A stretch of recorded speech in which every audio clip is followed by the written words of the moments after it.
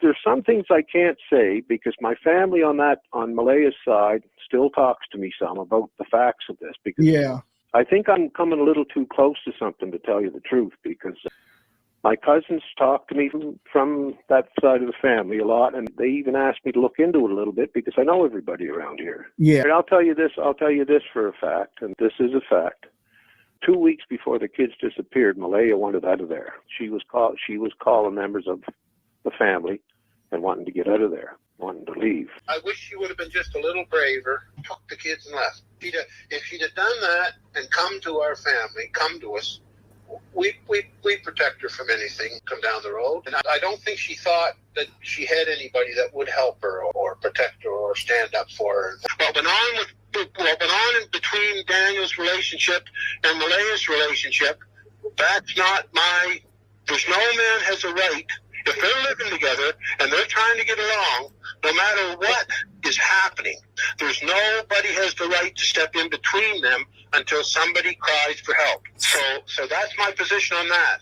I said, I believe the kids are alive, Daniel, and I said, as far as me going after you for any kind of relationship problems, any kind of abuse, as far as your relationship between you and Malaya, that was none of my business. I got into this on about a week and a half into this after the kids disappeared, because like I said, there was a period there when I never even realized it was Patty's family's kids. I heard in Stellarton, that's where we go to Tim Hortons, a bunch of us idiots, and I heard there was kids missing, but out of Lansdowne, and that somebody had abducted 2 kids is what we heard for the first while on the side of the road. So initially, I never knew it was Patty's kids and Malaya's kids.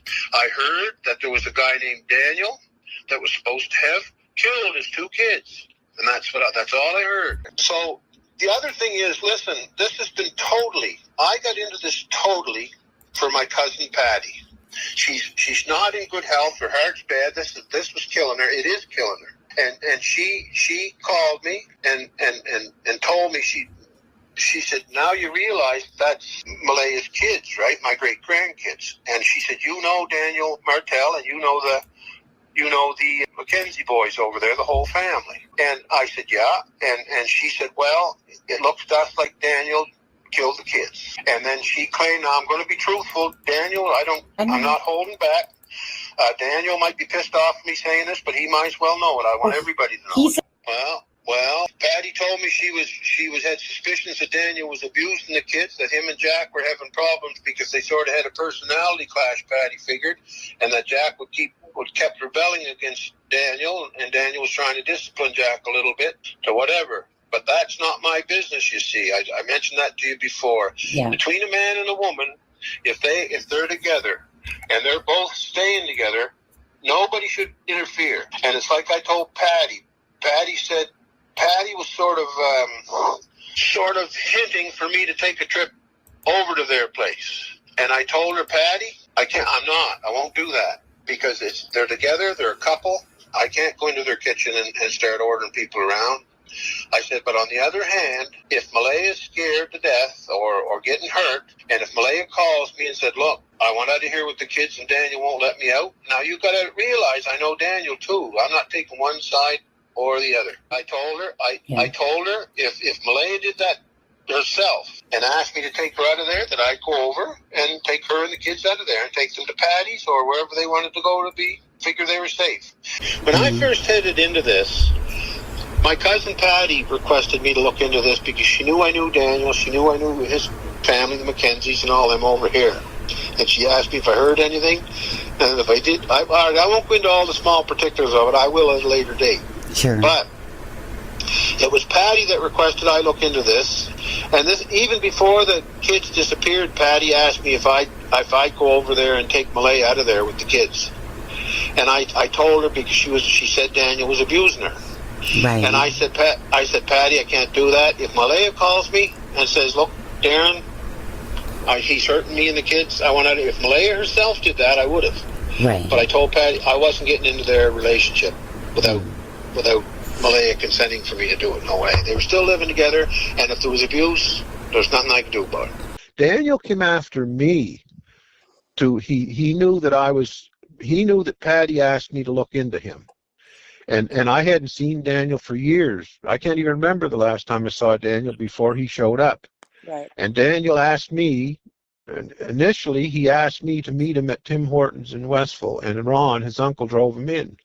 Patty injected me into this by asking first if I would check, and she knew I knew the Mackenzies, to see if I could see if Daniel was abusing Jack or not. Now that was before they went missing, correct? Yeah. That was a couple of weeks before they went missing. Yeah.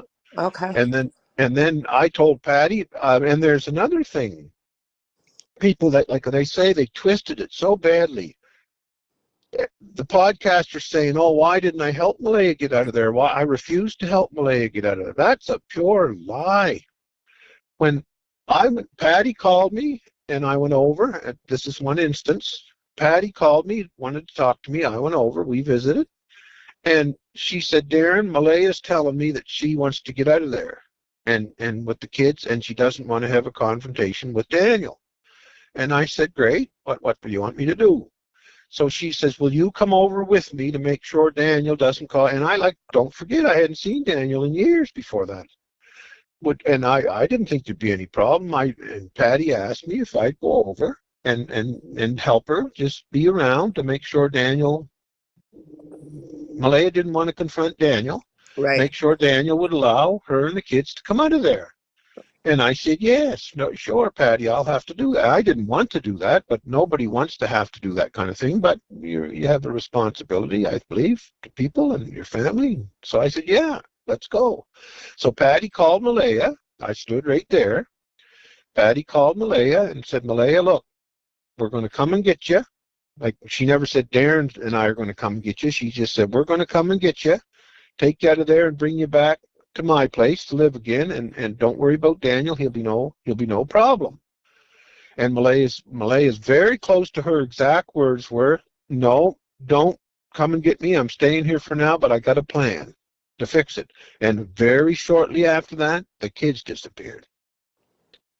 So that made me start definitely wondering, like, okay, put yourself in that situation, and it's the same as Cindy and Wade were in before. Malaya cried and screamed to get out of there. Yeah. And other family members went to take her out of there. And when they'd get there, she'd refuse to leave. Okay. So when a lady is living in a home and you go to her door and say, "Come on, let's go," and she says, I'm not leaving. Well, you can't take her out of her house. You know, and that's the way it happened. Malaya refused, the same as she did with Cindy and Wade before that. She told Patty, "No, don't come and get me. I'm all right. I got a plan. I'm going to take care of it." Mm-hmm. So Patty said, "Okay, Malaya, well, okay," and hung up the phone. And then Patty looked at me and said, "Well, what do we do?" And I said, "Well, Patty, there's nothing I can do." I said, what can I do?"